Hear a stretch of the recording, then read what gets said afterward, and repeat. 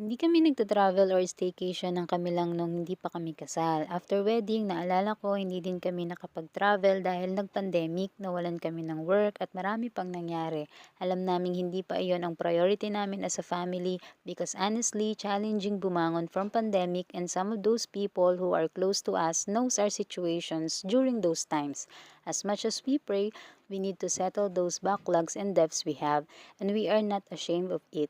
Why? Because we know that this is just for a moment. We may be broke, but we remember those times as one of God's huge movements in our lives. Sino ba naman ang taong gustong umutang, di ba? Minsan, yun na lang ang tanging choice niya as a hoping someday na situation is different na.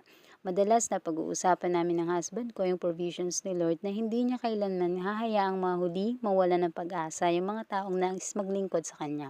Hindi kami perpekto tulad ng iba pero alam namin sinasamahan kami ng perpektong Diyos na merong